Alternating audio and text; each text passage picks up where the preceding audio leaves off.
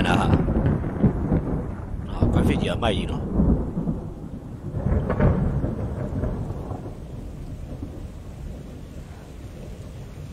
哪里不得打了？好的。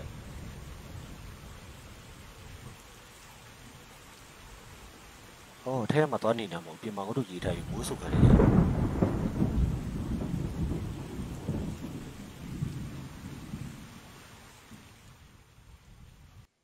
啊，冇料啊，A 表啊，咋？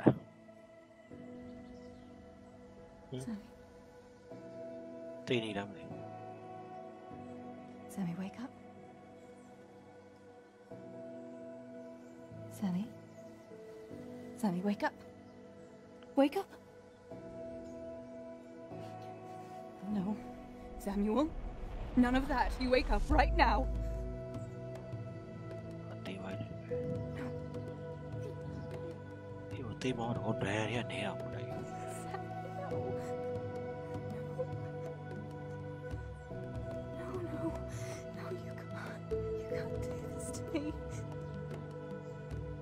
Sammy, please.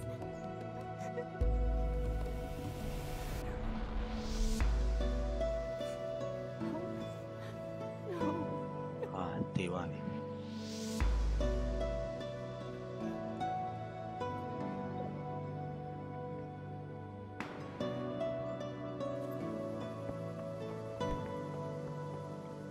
你啊，ထွက်သွားတယ် Matthew လား Matthew တို့ဖွဲ့ရတော့အခုလောက်ဆိုရင်အဲ့ထမ်းဘက်ကိုရောက်သွားလာပြီသူတို့ကတော့ဒီဇိုလီကတော်တော်တတိရှိရပြော Teresa တော့ကဒီလိုမျိုးဒီညကြီးမှာနေခဲ့ရဲတယ်ပေါ့နော်နဲတော့ပေါ့ငဒူကကျွန်တော်မိုးရွာနေပြီငဒူနဲ့တွေ့ရအချိန်မှာမိုးရွာနေအဲ့အချိန်မှာတွေ့ဒါကျွန်တော်ရင်လေဒါ Teresa ရဲ့အိမ်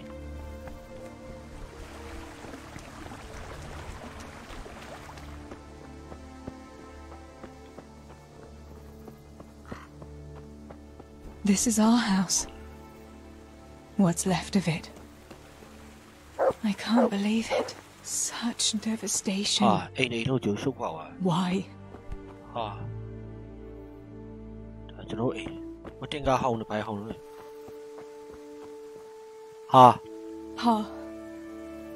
If you can see me now, I'm sorry. So sorry. Give my love to Ma.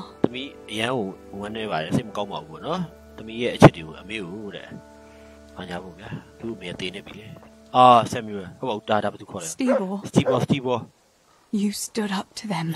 You were always the brave one. I'll come back and bury you in hallowed ground. Like you deserve.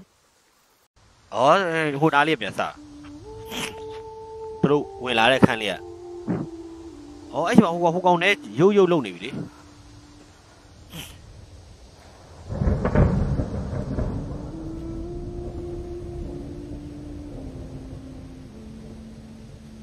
He's not a Genevieve.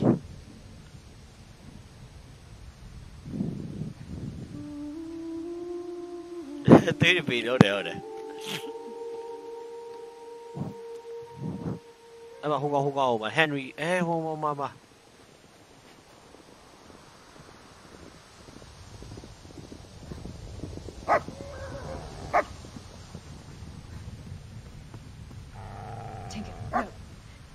Don't I lead it? La, think you are obvious. Oh, I'm a who Charlie. Henry, ever hold the pony in the Charlie too.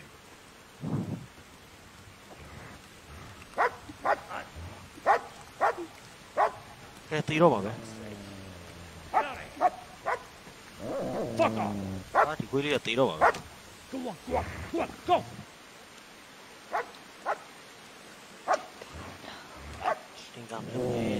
Fuck's sake.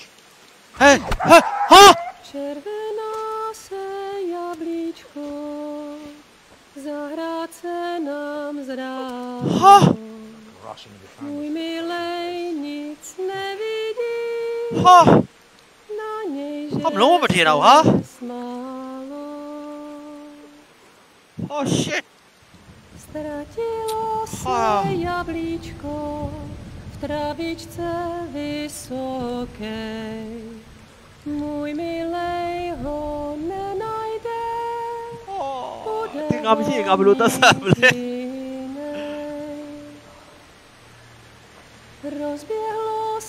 တင်ကားလေးတနာပါတယ်ကွာ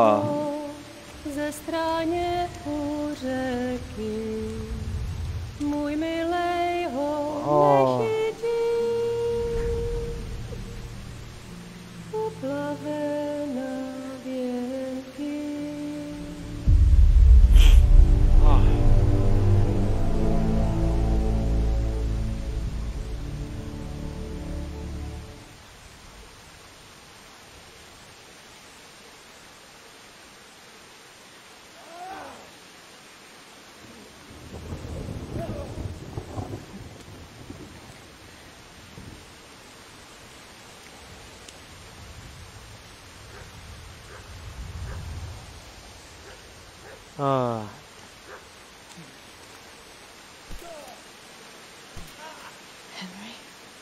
Henry ချနေဟုတ်ပါ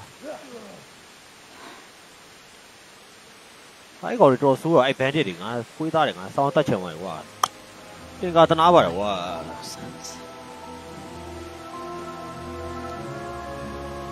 I've had just about enough of you ညီတို့လည်းငါတော်လွန်နေပြီတို့ရတဲ့ကောင်းပြီတဲ့ငါချစ်တဲ့လူတွေတော့ထပ်ပြီးအပေးပါမခံနိုင်ဘူးဆိုတဲ့ဘောဗျာသူကတော့သိမှာ Hey go fuckers Hey there Go fucker That's like ငါဘာပြောရမလဲမသိပါ You don't have to say anything ရပါတယ်ဘာပြောပါလဲ You've been through it yourself I know you understand ဒီမှာလည်းတွေ့ဒီဘေးလားမသိ Hey ဟုတ်တယ် Here I am ကျွန်တော်ရောက်လာပါပြီတဲ့ကျွန်တော်နာမည် Henry ပါတဲ့ကျွန်တော်ဒီနေ့လည်းကင်းတူလဲရမှာလေတဲ့ဟုတ်ပြီ Ready to get going ကျွန်တော်တော့ ready ပါပဲတဲ့ I'm Nightingale ကျွန်တော်ငါနာမည် Nightingale တဲ့ Aren't you that lad the mill wench brought here on မင်းနဲ့ဟိုကတဲ့ကျုံစိတ်ရုံကကောင်းလာတဲ့အဲ့ကောင်းလာတဲ့ဟုတ်ပါတယ်ကျွန်တော်ပါပဲခင်ဗျာ Yes စိတ်ရုံကကောင်းလေးကဲလဲတရားဟုတ်တယ်တဲ့ Tim Robot and his knights All honor to the girl ကောင်းမလေးကတော်တက်တိရှိရပဲကွာတဲ့ယောက်ျားတော်များတော့အဲ့လောက်မရှိဘူးတဲ့မင်းသူ့ကိုဘယ်လိုပြန်ကျွေးဆက်မလဲတဲ့ I thanked her ကျွန်တော်သူ့ကျေးဇူးတင်လိုက်တယ်တဲ့ဟဲ့အောင်တဲ့အဲ့လောက် Go and see her when you get a chance So how did you end up in the service of the bailiff မင်းဘယ်လိုဖြစ်လို့ဘေးလေးဖန်လာပြီးတော့ဟိုဖြစ်တာလဲတဲ့ဟိုကျွန်တော် service အတွက်ကျွန်တော်တာဝန်ထမ်းဆောင်ချင်လို့ပါဗျ But he sent me here to စီမ learn င်းကို thank you ပါဗျ Learn you will green hair နောက်နေ့ကျမှဆော့မယ်ကျွန်တော်ဒီနေ့မဆော့သေးဘူးနော် Must like you Most lords service ကမင်းသဘောကျပုံရတယ်တဲ့လော်တွေကအဲ့လိုမျိုးကျူးဆိုင်ပေါ့နော် Check on the taverns to make ကဲလာတဲ့ငါတို့ဘီယာဆိုင်ကိုညွှန်သွားကြည့်မယ်တဲ့ I'm ready ကျွန်တော် ready ပါပဲခင်ဗျာတဲ့ Don't forget I'm supposed to try you out and with the help of God teach you something အမေကူညီပေးမယ် So I ပေါ့နော် expect you to deal with Mira, any ten vimos, misconduct yourself I'll make sure you don't do anything too stupid Let's go ဒီကောင်ကကျွန်တော်ကဒီအလုပ်တင်ပုံစံမျိုးပေါ့ဗျာ तू ကနောက်ကနေ तू ကငါပြောစောင့်ကြည့်ပေးမှာနော်စောင့်ကြည့်ပေးမှာပဲပေါ့နော်တခုခု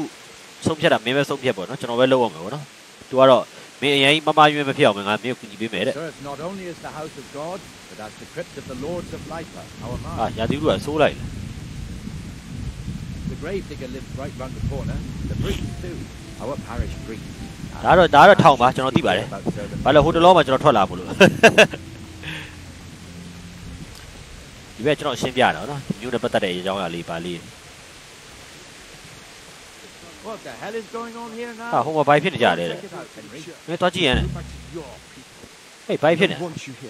Is that ဆရာဘာဖြစ်လဲဆရာပြောပါ What are you two screeching about ဘိုင်းဖြစ်နေကြတယ်တဲ့ Making such a ruckus အဲ့လေတော်တယ်ဟုတ်တယ်ဒီရဲ့တရောင်းသားမရတဲ့ My name is Jane ငါနာမည်ဂျိန်းနဲ့ No one cares what your မင်းနာမည်ဘယ်သူလဲဆိုတော့ဘယ်သူမှကူးဆိုင်ဘူးတဲ့ညစ်ပတ်နေတဲ့တရောင်းသားမရတဲ့ come and stink in front of my shop. ငါရတဲ့ဆိုင်ရှိမှဒီမျိုးလာနေရမကြိုက်ဘူးတဲ့ငါမင်းကသူ့မောင်းထုတ်ပေးပါတဲ့ဟာဘာဖြစ်လို့လဲသူကမင်းဘယ်လိုမျိုးဟေးဘာဖြစ်ကြလဲမေးလာမလားသူမင်းဘယ်လိုအာရုံနောက်လို့လဲပြောဘာဖြစ်လို့လဲပြောပါ This is my shop. ဒါကျွန်တော်စိုက်ပြားတဲ့ Beggars sitting ကျွန်တော်ရဲ့စိုက်ရှိမှလို့တရောင်းသားလာနေတာမကြိုက်ဘူး Go တဲ့ and squat in the ဟာ square. ရင်းလိုက်လဲပဲ She won't be in anyone's way there, and there's plenty of folk to beg from. ဟာသူကဘယ်လိုကြီးလဲသူဆိုင်ရှိမှအဲ့လိုမျိုးလာနေရမကြိုက်ဘူးဒီဘက်တော့ရင်းတယ်နော်အဲ့တော့ဘာလုပ်လိုက်ကွာမင်း should let us stay ကွာ I think you ought to leave the poor woman be မင်းဒီတိုင်းပဲထားလိုက်ပါကွာ Why should I? ဘာလို့ငါထားမှာလဲတဲ့ဘာ ဘာလို့လဲဆိုငါပြောလို့ကွာဟုတ်ပြီလားအဲ့လိုရင်းလိုက်ကောင်းလို့မသိနော်တိတ်မကောင်းဘူး -1 နဲ့ကျွန်တော်နည်းနေတယ်အတွက်ဟာမင်းဆိုင်ရောငါတို့အမိတ်တိုင်းမင်းဖွင့်တာသိကြရလား Your business is in order, Master Armor. What do you ခင်ဗျားဘာပြောချင်တာလဲတဲ့ Just checking whether you're aware of the ကျွန်တော်ခင်ဗျားဆိုင်ကိုကြည့်တော့တဲ့ furnace of the forge must be ဘာဘောနော်ဒီဘီးဖို့နဲ့ဟိုနဲ့ဗာနဲ့ဒီဟိုဖြုတ်တဲ့ဟာနဲ့ခင်ဗျားအိမ်ဟိုဘူးတဲ့နေထားနေရန်နီးတယ်တဲ့ the rat house for the measure and check it. ကျွန်တော်လည်းအဲ့ဒါအိမ်ဟိုဘောနော်ဒီရုံးကလူတွေသွားပြီးချက်ခိုင်းလို့ရမလားတဲ့သူအဲ့ဆိုခင်ဗျားဒီဘီးရနေခင်ဗျားတော်တိုက်ပတ်သွားနိုင်တော့တဲ့ Well, you can save me a lot of trouble by ending this little disagreement. မလုပ်ပါနဲ့တဲ့ကျွန်တော်အဲ့အနေဖြစ်နိုင်တယ်ပေါ့နော်မလုပ်ပါနဲ့ပြဿနာတက်သွားမယ်အေးအဲ့ဆိုရင်ဘယ်အခုညင်းနေရမတော်လိုက်တော့တဲ့ကောင်းပါပြီဗျာကျွန်တော်ပေးနေလိုက်ပါပဲတဲ့ Thank you 100-fold ကျေးဇူးတင်ပါတယ်တဲ့ Stay clear of trouble in future, understood? အေးနောက်ကကျပြဿနာမဖြစ်နေတဲ့ဟုတ်ပြီလားတဲ့ Thank you ဖြည့်ရှင်းပေးလိုက်ပြီ That wasn't bad. စိုးတယ် You'll be in that fool's bad books for a while. ကျွန်တော်ဆရာကြီးနဲ့မှာခင်းနေစောကြရပါဗျာပြီးတော့မနေ့မိုးလေးနဲ့ခါမှာတော့ Just one more thing and we're done for the night. ဟုတ်လောက်ဆရာတခုကြီးရောရဲတဲ့ Day and closing the taverns. Isn't it still a bit early? ကျွန်တော်စိုးကြီးရှိနေ I တယ် don't စိုး know သေး how ဘူးလား it was in Scarlet. Scarlet မှာဘယ်လိုလဲမသိဘူးဟုတ်ရက်ထင်းမှာတဲ့ငါတို့ကဒီ site လူတွေပိတ်တယ်ကွာတဲ့ During fairs and big festivals. ငါတို့ဒီပွဲတော်ကြီးတွေမရှိဘူးနော်ဒီလူချိန်တွေငါတို့ကပိတ်တယ်တဲ့ဟောကျွန်တော်သိပါပြီတဲ့ကျွန်တော်လည်းအဲ့ဆိုဘဲသွားတီးလိုက်မလားတဲ့အေးသွားတီးလိုက်လေကွာတဲ့မတကယ် Red House ရဲ့အပြင်ဘက်မှာရှိရဲတဲ့ သုံးချိန်တီးလိုက်တဲ့ဒါဆိုဟိုပါတော့အားလုံး site ပိတ်သွားလိမ့်မယ်နော်ဒီ keeper တွေ site ပိတ်အောင်လုပ်ဖို့လည်းမသိချာကြည့်လိုက်တဲ့ Before I forget, it's forbidden to walk in Rattay at night without a torch. Here, ဟော take ဒီ this. ညဘက် red team မှာတဲ့အဲ့လိုမီးတော့မရှိဘဲနဲ့လမ်းတော့ခွင့်မရှိဘူးတဲ့ဟောအဲ့ဒါကျွန်တော်ညဘက်ကျရင်အဲ့လိုမီးတော့မပါဘဲနဲ့သွားနေကျွန်တော်ဟောဖြစ်တာပေါ့နော်တခုမှတန်းတီးတာပေါ့အဲ့တပေါက်တော့ရှိရပါတော့ကဲကျွန်တော်ခဏစိုက်နေပိတ်ဖို့တော့ကျွန်တော်ဘဲသွားတီးလိုက်အောင်ဒါလေးကဲတီးပြီနော်သုံးချိန်တီးရ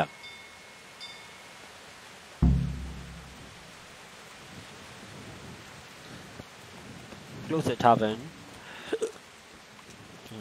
ကျွန်တော်အဲ့ဒါဆိုအခု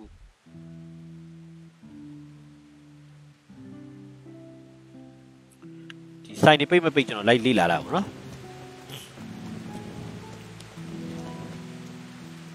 ဟဲ့တဲ့ကဲ sign တွေပိတ်ပြီလားအားလုံးပဲ sign တွေပိတ်ကြတော့အားလုံးပဲ sign တွေပိတ်ကြတော့ဒါလိုက်အကြောင်းလိုက်ကြတာ Pigs and branners.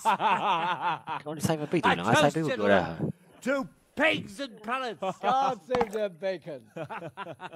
Sir Hans, forgive my intrusion.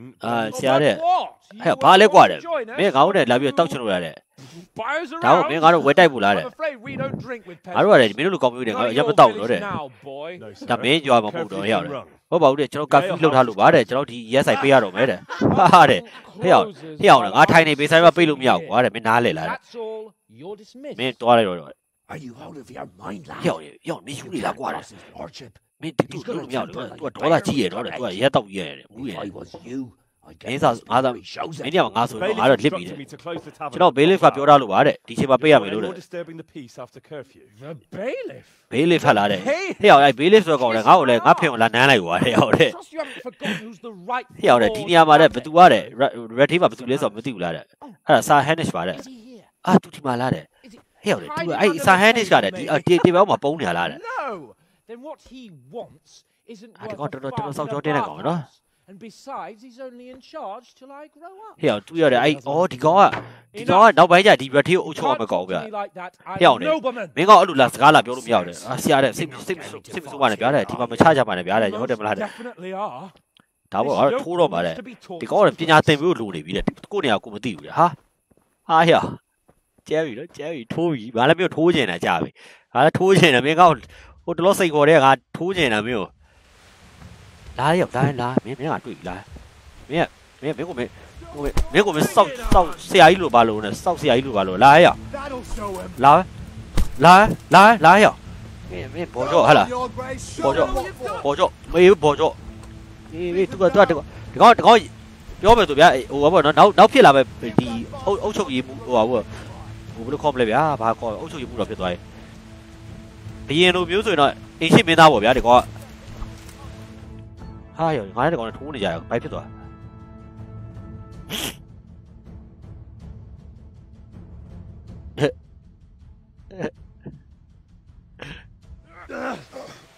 ဟာရော What in the name of Christ is happening ပြောတယ်ဘာဖြစ်နေရလဲ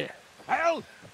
Answer me, damn ငါအခုပြောစမ်းတယ် Peasant ဒီကောင်ပြတယ်ဒီအရက်သားကျွန်တော်လာပြီးတော့ဟိုကလုတ်တယ်တဲ့ by rolling around ကျွန်တော်လာပြီးဟိုဖြစ်တယ်တဲ့ကျွန်တော်ကောင်ပညာသင်ပေးနေရတယ် That's a fine example of noble conduct. Sir Hannes, the bailiff ordered me to Silence! pay. စာကျွန်တော်ဘေးလစ်ကအော်ဒါပေးရလို့ပါတယ်ဟဲ့မင်းမပိတ်ထားစမ်းတယ် Stars that you are Radzig's ward. မင်း what's it ဟို red ရဲ့လူဖြစ်နေလို့မင်းကန်ကောင်းနေမှတ်တယ်မင်းနဲ့ Raising your hand to မင်းရတယ်ဒီလို noble man တွေကိုမင်းမင်းလက်နဲ့မင်းထိုးရတယ်ပေါ့မင်း hands ဆက် times have I မင်းကဘာတစ်ခါပြောရမလဲတဲ့ with your subjects might be good for their morale, but it's bad for your honor. မင်းတို့မကောင်းဘူးမင်းဟိုရက်တော့တာမင်းတို့ကောင်းမယ်မင်းရဲ့ဒီ honor တွေတော့မကောင်းဘူးနော် Days မင်းကတညလုံးတယ် chasing wenches. မင်းကရက်တော့တယ်ဆိုရင်တော့လုပ်တယ်မင်းဘာလဲတဲ့ Pay attention at all to your duties. မင်း duty ကိုမင်းအာရုံနဲ့မဆိုင်ဘူးတဲ့ See what that leads to. ခုဘာဖြစ်လဲဆိုတော့ဒါဒီလိုဖြစ်မယ်ဆိုမင်းငါ့ကိုတွေ့မလားတဲ့ You will go with me to a hearing. Some landowners have asked me to settle a dispute. ဒီကောင်က Be an excellent lesson for you. I had planned to go hunting, but if you think listening to the pointless gripes of a bunch of old fools ဟိုကောင်လည်းမရဘူးဟိုကောင်လည်း Henry ဆိုကောင်လည်း Hunting? Well then, your grace, I'll tell you what. You can go hunting. မင်းမင်းကအမဲလိုက်သွားလို့ရတယ်တဲ့ Really? တကယ်ကြီးလားတဲ့ Naturally. ဒါဟုတ်တယ် Who am I to deprive the young Lord Capon of his sport? And ပြီးတော့မင်းနဲ့ Henry ကိုတဲ့မင်းခေါ်ရမယ်တဲ့ your page. Him? ဒီကောင်ကိုတဲ့ Absolutely ဟာတဲ့ not. လုံးဝမဖြစ်နိုင်ဘူး Do ကြ as တဲ့ I've commanded. မင်းငါပြောတဲ့အတိုင်းလုပ်တယ် It's time you learned how to lead. မင်းတဲ့ခုချိန်ရတယ်မင်းလူတွေကိုဘယ်လိုဥဆောင်မလဲဆိုတော့မင်းတင်ရမယ်စလက်တင်ရမယ်ရှင်းပြီတဲ့မင်းဒီရက်တော့ပြီးရန်ဖြစ်နေရမယ်ချင်းပို့တော့မင်းခုသွားတော့တဲ့ Sir, I have responsibilities. ကျွန်တော်ကတဲ့ဘေးလေးဖြစ်တာဝန်ရပါတဲ့ Your responsibilities now are the Lord Capon. It's time you learned how to behave in the presence of nobility. မင်းကလည်းအခုချိန်ရစပြီးတော့ဒီဘောပေါ့နော်ဒီ Let's go. အထက်ရရှိရဲ့အဲ့ပုံစံမျိုးလူတွေရဲ့ဘယ်လိုဆက်ဆံရမလဲဆိုတော့မင်းလည်းတင်ဖို့တစ်ချိန်ရောက်ပြီတဲ့ဒီကောင်တဲပေးလိုက်တယ်ပြီးရောကြောဒီထဲမှာတိုင်းပွဲကျင်းပနေတယ် Bite to eat. အော်ဒီထဲမှာတော့ထမင်းတွေပါချက်ထားမှမသိဘူးစားကျင်လိုက်ပိုက်ကဟာရရမကလေးကျုံးနေဟာရ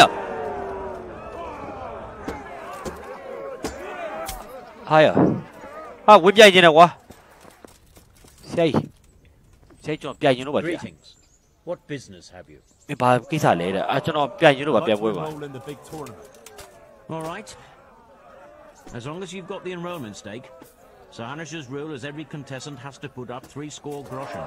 3 score caution That's a bit rich for my purse. Aye, the tourney's only for fellas that are serious about it. If you can't ပတ်စံ pay, နဲ့များတယ်ဗျာကျွန်တော်တော်တယ်မင်းပတ်စံမပေးနိုင်တော့ဝင်မပြိုင်နေတဲ့ဒါတကယ် serious ဟိုတော့အရန် serious ဖြစ်တဲ့လူတွေပဲစော့တဲ့ဥစ္စာပေါ့နော်ဒါလေးပဲစားလိုက်တော့ကွာသမင်းစားကြီးပဲပြန်တော့ပတ်စံမရှိဘူးပတ်စံလည်းစောင်းပွဲတယ်ကွာဘယ်နှမှသွားရှာမလို့ပတ်စံဝင်ချလို့ရတာငါဝင်သွားမယ်အေးဒီချက်ကပိုင်းနိုင်လို့ကောင်းတဲ့အချိန်ပဲနော်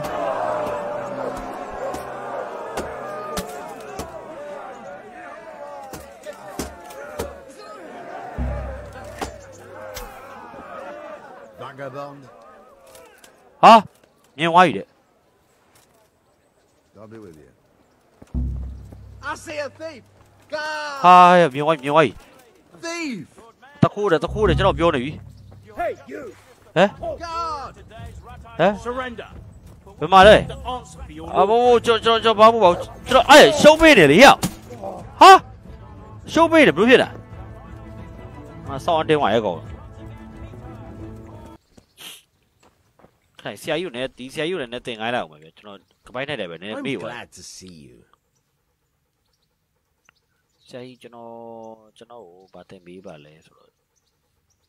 I'd like to try pickpocketing again. ကပိုင်းနိုင်တယ်လေပြန်လေးချင်တယ် Come behind the mill. First, you have to rummage in the purse. The longer you do it, the better chance you have of finding something. Once you've found, try stealing my. Okay, yeah.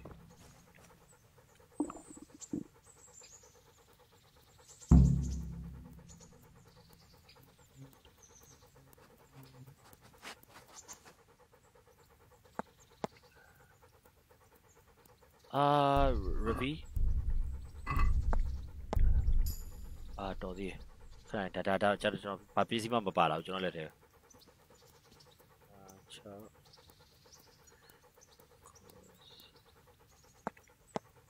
Repeat. Take.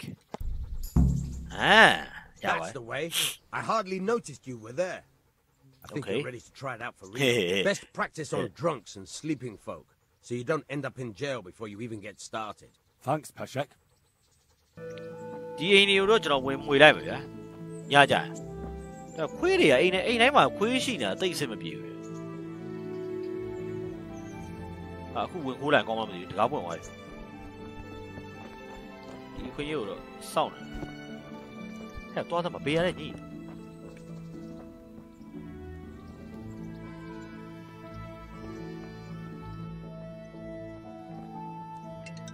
ဟာလန့်တာကွာ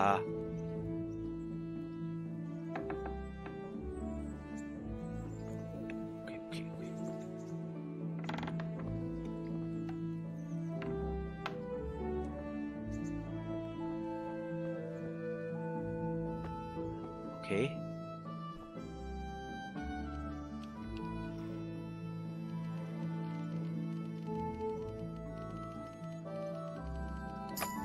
Okay, ရပြီ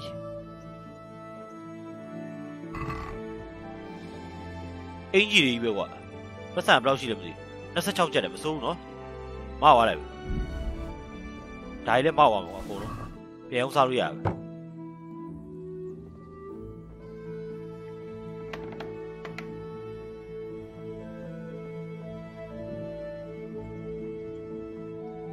ဟာဒါအနေများတယ်အနေများဘယ်လိုလဲ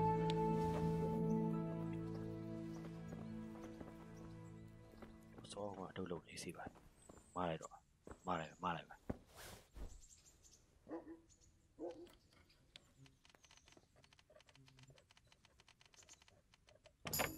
ရပြီစီတခါပဲ Come on ပါရှိတယ်ဒီတက်ပါဒီစတီကိုဆိုကောနာကို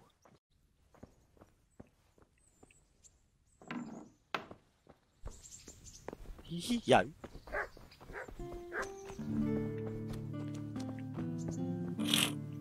အဲ့ connection တစ်ချက်ကြောက်ရ connection တစ်ချက်တည်းဘယ်ကိုဆိုတော့တိအောင်မသိလိုက်ငါမှားပါခိုးရပစ္စည်းကျွန်တော်ရောင်းစားလို့ရတယ်လေကျွန်တော်ဘယ်သူရောင်းလို့ရတယ်ဆိုတော့အဲ့ခဏဟို base မှာကျွန်တော်တို့ခိုးနီခိုးဟန်တွေတင်ပေးတဲ့ base မှာကျွန်တော်တော့ပြန်ရောင်းစားလို့ရတယ်ဟေးဘယ်လောက်ရမှန်းမသိဘူးအော်ဟုတ်တယ်ဗျကျွန်တော်တန်ချက်ကဝတ်ထားလို့ဒီ AG တွေကလေးတာဗျတလားလေးလို့အဲ့ကောင်ခဏကျွန်တော်ပြောတယ်ဒီကောင်မောတာစောင်းမြန်တယ်တန်ချက်က AG ကြောင်းပဲတိပါလေဟာမိုးရွာတာဟာမိုးရွာတာဟုတ်ပါဟေးနေကိုရပါပစ္စည်းလာအောင်လားဘယ်မှာလဲ I've got some goods here whose owners might miss them. All right. Let's see what we can do about that. Take care. ဒါလည်းပုတ်ပါဦးရောင်းစားဖို့ဆိုကြောင်ဝိုင်းမယ်ရောထားအောင်ရောင်းမယ်တချောင်းပဲပါမုတ်ပြီးတော့ပေါင်းမီကျွန်တော်ဝတ်ထားတာပေါင်းမီကိုချွတ်ရောင်းလိုက်တယ်ပြီးတော့ပေါင်းမီကိုချွတ်မရောင်းနဲ့ဒါကလည်းနှစ်ခုရောင်းမယ်ဒီဖက်လည်းရောင်းမယ်လီနေအကြီးလည်းရောင်းမယ်ဒါလည်းရောင်းမယ်ဒါလည်းရောင်းတယ်စားလည်းရောင်းတယ်ဒါလည်းရောင်းဒါနှစ်ခုရှိရတယ်နှစ်ခုလို့ရောင်းလိုက်တယ်ဒုက္ခဒါလည်းရောင်းတယ်group မရောတော့ဘူးရပါပြီအားလုံးဘယ်လောက်ကြာလဲအားလုံးဘယ်လောက်ရလဲမကြည့်ကြဟုတ်ပါဘူးအားလုံးဘယ်လောက်ရပါလဲဆိုတော့ကျွန်တော်ဒီမှာအခုပတ်စံ105ချက်တယ်မစိုးဘူးနော်မစိုးလုတ်ဖြစ်တယ်ချမ်းသာတဲ့အိမ်တွေကဝင်ခိုးတိုင်းဒီထက်ပတ်စံပိုရနိုင်တယ်အဲ့တော့ကျွန်တော်အမြဲတမ်းခိုးနေဖို့လိုတယ်ပေါမှုဆိုင်ကောင်းပါပေါမှုဆိုင်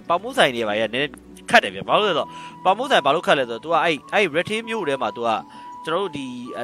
အလကားကျွန်တော်မီးတော့မကင်မဲ့တော့တွားလို့မရဘူးဗျာအဲ့လိုမီးတော့မကင်မဲ့တွားရင်ကျွန်တော်ဖမ်းခံရတတ်တယ်ဘာလို့လဲဆိုတော့ तू အဲ့ retain ရဲ့ तू ဥပဒေပေါ့နော် အဲ့ဥပဒေရှိအဲ့ညဘက်ကြရင်ကျွန်တော်ခိုးတဲ့ခါကြရင်နည်းနည်းတော့ဒီဆိုင်အောင်ကျွန်တော်တော့နည်းမျက်ဟိုမျက်စိကြရပါတော့ဒီဆိုင်အောင်ကျွန်တော်မျက်စိကြဒီရေချိုးခန်းအောင်လေ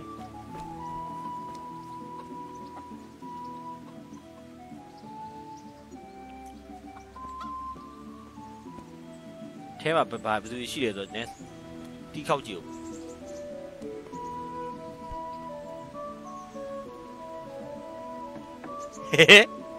တကားပိတ်ဖိလိုက်တယ်ဘာလို့လဲဆိုဟိုဘက်ကဝင်ခုံးမှာဖို့လို့ကြောင်တော့ကြောင်ရမယ်လို့ဟိုဆိုရဟာဘာလဲမသိဘူးလေဒီဘဲရတယ်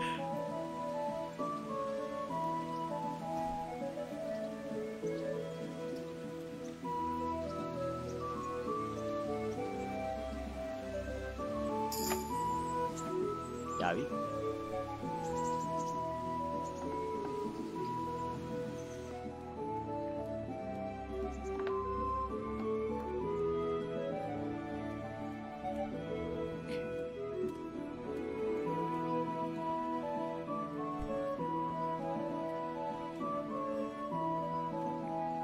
မရှိဘူးစေးပဲ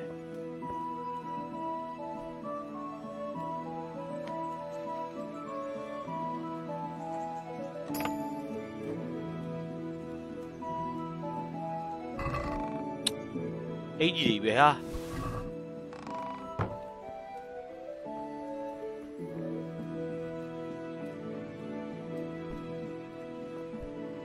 ဟိုတက်မှာတက်မှုကြီးရလေးရှိမှာကွာ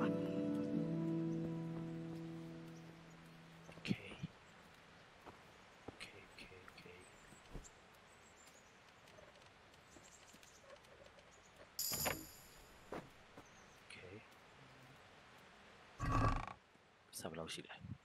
29ချက်တယ်မဆိုးပါဘူးဒါရအောင်ရောင်းလိုက်တော့100ကျော်တော့ထွက်လာပါသိကြတယ်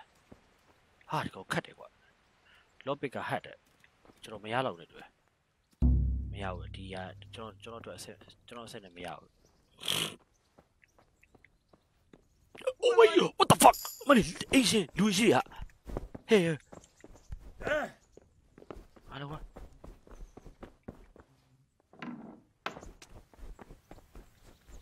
လုံးအပေါ်မှာလူရှိလေ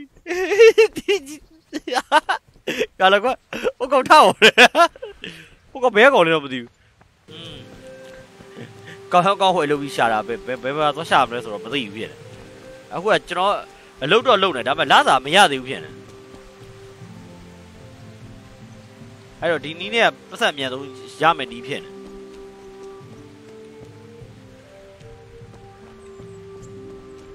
အဲ့အမဲလိုက်ပြီးတော့ပတ်စံရှာရင်လည်းရလောက်မယ်နဲ့တွေ့နော်အသားတုံးနေပါလေ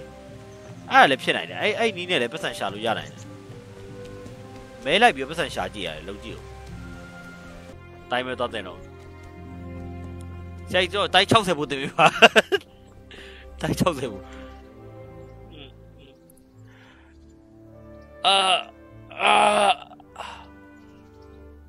ကျွန်တော်တိုင်း60ဘူး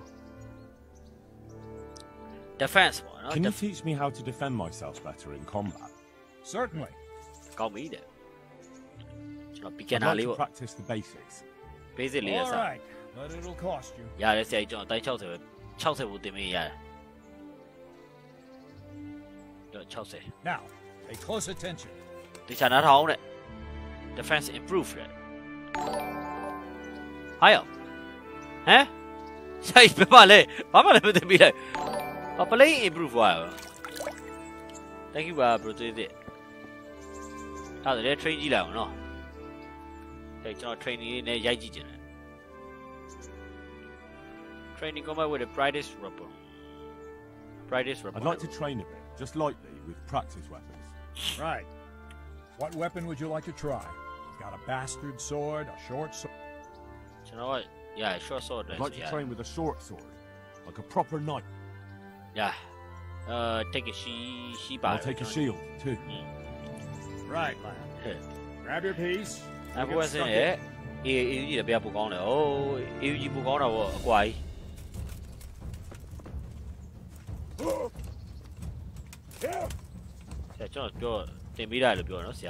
Your end is nigh.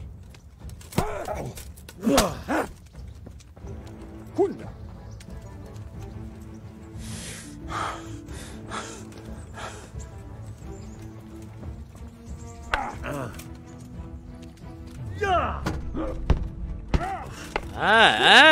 ပြီဟုတ်ပါပြီ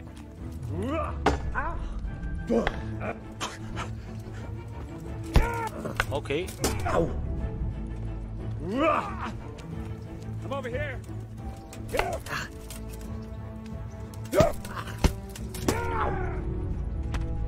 Ai quay gì tiền nhỉ? Ai quay gì mày đi? Ai dạy cái này?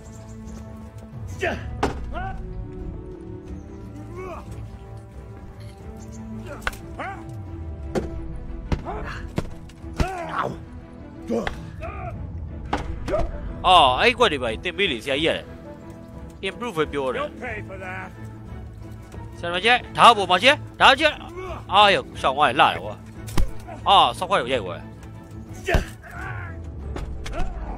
Ai quay đi mày đi sẽ gì? Tiền billy vậy?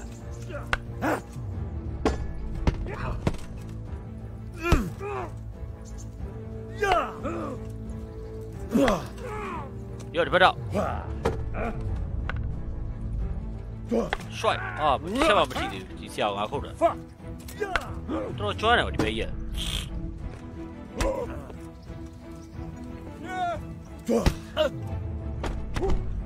Con này, dày, lâu gì dày. Dày lâu gì dày. Nó đây không được chỉ để hảo thắt tiền. Dày nhiều. Cho nó thắt tiền nhiều. Sao sẽ vui? Công vụ của nó, I like to learn. Đi là gì? Sao vậy mày vậy nó quá biểu vậy bé rồi. Bé thì vậy sao thì vậy?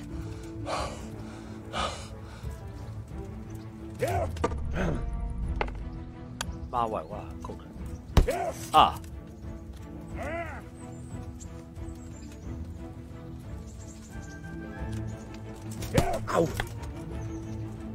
Bé rồi con này. Cái này bé được quá biểu vậy bé mày vậy? Con này là cái gì? Yo bé rồi chứ? Hey. Cha này bé gì? Không sao không chứ? Not a good move.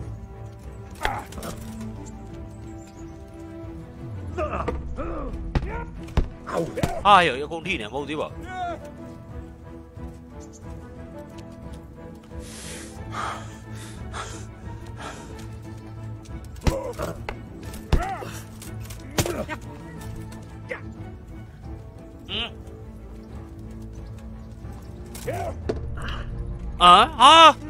Xong rồi qua đá này mình thu lèo biểu biểu.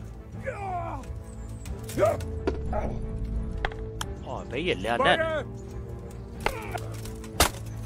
Ba rồi.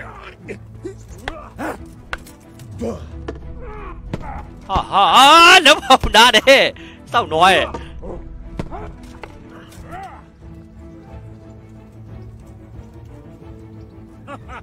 Is that the best you can do?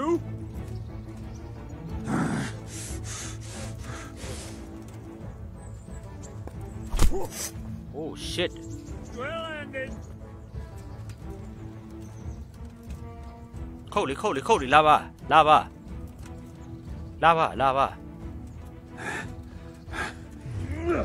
Biết lê ra cho nó không đỡ sợ.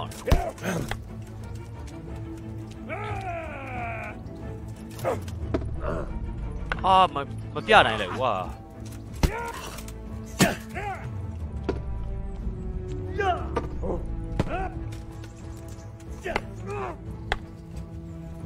Fucker.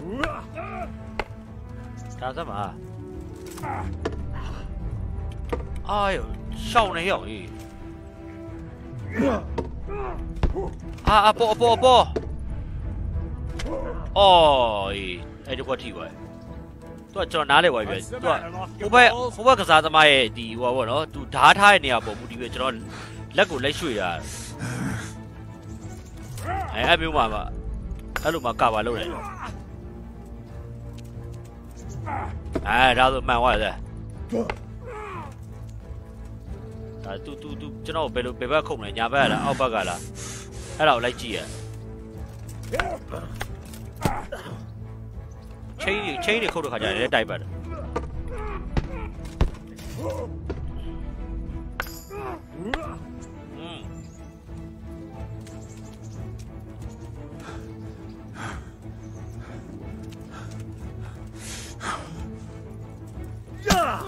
哈哈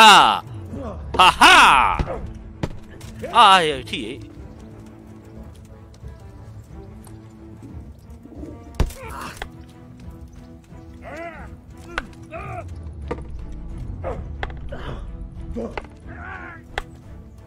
သူ့ရဲ့ movement တွေကိုကျွန်တော်လိုက်ကြည့်နေရတယ်အဲ့လိုမျိုး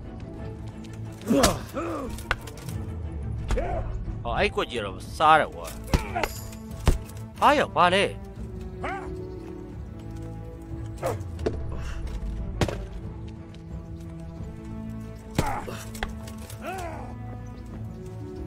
လာသမားကျွမ်းတယ်နော်ဒီဘေးကြီးဒီဘေးကြီးမသိပေးတဲ့ကွက်တွေအများကြီးရှိသေးတယ်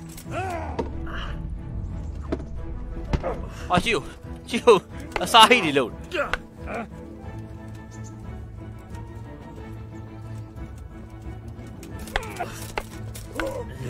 啊，ဒါလောကကာပါကြီးပဲ Perry မလုပ်တော့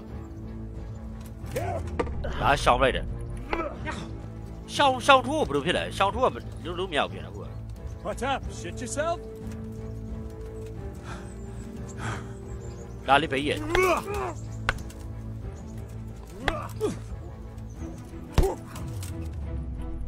哎，这下踢完这小图片了。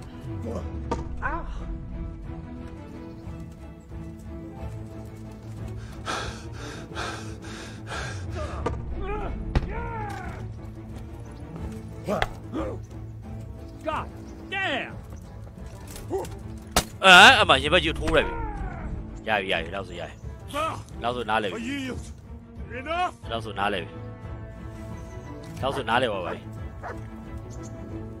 တိုင်းပြည်ညာလောက်ဆိုတော့တက်သွားပြီ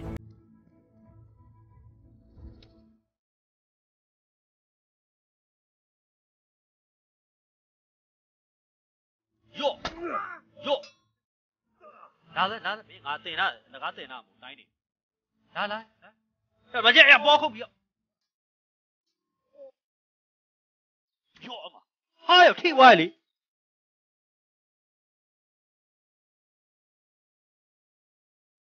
Oh, good shot.